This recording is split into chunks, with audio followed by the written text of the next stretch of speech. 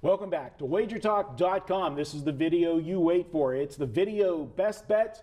You're going to get a best bet from myself, Brian Leonard, and Tony Finn. Let's get started. We'll go to you, Brian. You've got a Thursday game this week. You're taking a look at the Mets at St. Louis, and you're coming with a big dog. Tell us what you're looking at. Yeah, I'm going to take the Mets here. Before we get started, I just want to point out that Preston, Sports Cheetah, normally sits in with us.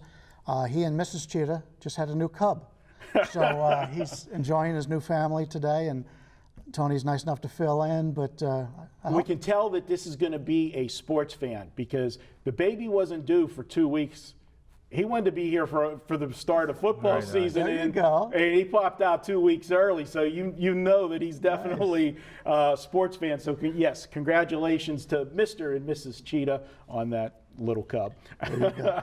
Yeah, we're living in Las Vegas. The 51s are the AAA team for the New York Mets, so we get to see a lot of games. Unfortunately, I haven't been able to get out this year, just too busy. But Seth Lugo's been their most effective starter all season long out here, and now they've called him up. He pitched twice in relief in Arizona successfully. And then last year they had him play at San Francisco, and he pitched pretty well there. But he's a guy that can, his minor league starts aren't going to be great because he plays in the PCL. And a lot of high ERAs out here. But if you go back to his younger days when he was in single A, double A, triple A, before he got to AAA here in Vegas, he's had some pretty good numbers. And it's making his second start. And, you know, the Mets right now are hitting the ball very well. They scored 5 or more runs in 7 of the last 9 games. And they're going against Wainwright. And when you talk Wainwright, everybody thinks he's a great pitcher. Well, he is a great pitcher. But unfortunately, since he's been injured, he hasn't been the same this year. 4.71 ERA. His strikeout rate has really gone down. His opponent batting average, 282 this season, far above anything he's ever done in the past. So you're playing into the name of Wainwright more than you are playing into his stats this year. I think the Mets should be right there with him. We're getting, you know, they're basically a 155 dog, something like that. As we're talking here, 150 range. I think the Mets have a nice value with that price. Yeah, and the Mets offense, how much of that has to do with getting Cespedes back in the lineup? Yes, you know, major. for sure. I'm going to go to a Thursday play as well, and boy, as a Pittsburgh Pirate fan, I have nightmares when the Pirates go to Milwaukee and play at Miller Park. I'm going to tell you a stat on the Pittsburgh Pirates that you're going to look at me and say there is no way that team could possibly be that bad. But since 2007, the Pittsburgh Pirates are just 17-64 at Miller Park. It has been a house of horrors. They lose every way imaginable, and I blame Randall Simon for this. This still goes back to the infamous sausage incident whenever they have the brat races, you know, after the 7th inning or whatever, where they race around the base pads. And he was being funny the one time, and as they were coming down the third base line, he swatted his bat at one of the sausages and knocked him over, and it, you know, made all of the, you know, highlight reels on ESPN and everything. And ever since then, Milwaukee has just kicked the snot out of the Pirates. That was his best hit of that season, Yeah, I believe. it probably was. The Pirates, they'll be facing Peralta. Since he's come back up, he was demoted to the minors. They brought him back up. He's had 3 starts. He's got an ERA of 3.50 since he's been back up. So he's pitched well, and he's going to be going against Pittsburgh's Cool. He's made 5 starts at night, and I know that if you look at his 1-loss record and what the Pirates have done when he's pitched, they've done very well, but he's doing it with smoke and mirrors. His night starts, his ERA is 4.62, and his whip is 1.46. My concern also is that in his last start, although he only gave up 3 runs in 6 innings, he had 0 strikeouts, and he was having 4, 5, 6 strikeouts in all of his other starts. I don't like to see a pitcher when he was absolutely no mystery to the hitters. They're making contact in his next start like that.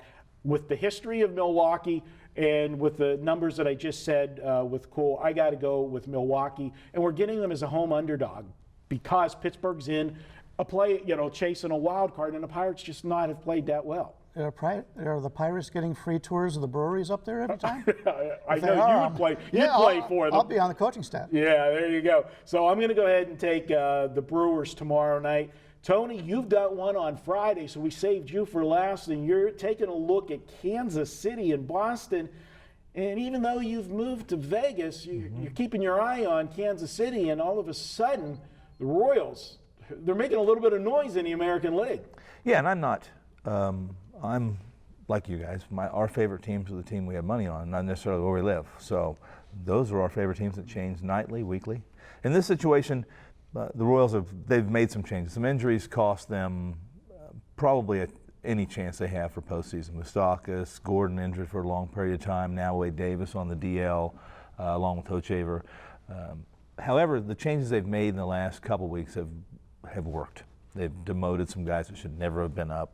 Witt, Merriweather, and now they're playing they win 8 in a row or 9 in a row. I'm not sure the exact number, but they'll go into Boston tonight. They're a plus 200 dog in Miami. So we'll see if that winning streak continues. However, they got Gia in the mound. Right, exactly. Well. Wright has outpitched his peripherals. I mean, he's done a great job. This team has scored runs, and while his ERA is still 3.01, his hard contact rate doesn't match. His ERA doesn't match his FIP. A lot of things playing too. Kansas City being an underdog. Everyone's got an underdog on our free plays here. We don't have a number. It's Friday night, but I'm going to guess that Wright is going to be or Kennedy's going to be a plus 130, probably a plus 140 underdog in Boston in Fenway as a fly ball pitcher, maybe even more. I like Kansas City to continue winning. I'm glad you mentioned the winning streak. I think they have a 9-game winning streak, Right. and they're still a 2-1 underdog. Yeah. I don't have the database to figure that out, but how many times does that happen? That's Not a often. good point. Not often at all. All right, guys, good stuff. Brian says to take the Mets on Thursday night. I say to take Milwaukee on Thursday night. Friday night, Tony is going with the KC Royals, the red-hot Royals, and those are your 3 best bets for this week. And guys, hey, if you want to save $10 this week, hey, we got Tony in the studio, so we're going to give you a coupon in his honor, Finn in the number 10. That's Finn in the number 10, and that's 2 N's with Finn. You get $10 off. Just enter that coupon code at checkout, $10 off your package. You can use it on anything. Hey, use it on that weekend all access. Bring the greatest deal on the net down to $59 with that coupon. And we'll be back. I want to thank everybody for being in studio and thank you guys for watching us this week. We'll be back next week with more. It all starts for real. College football next week, the final week of preseason. We'll be here at wagertalk.com.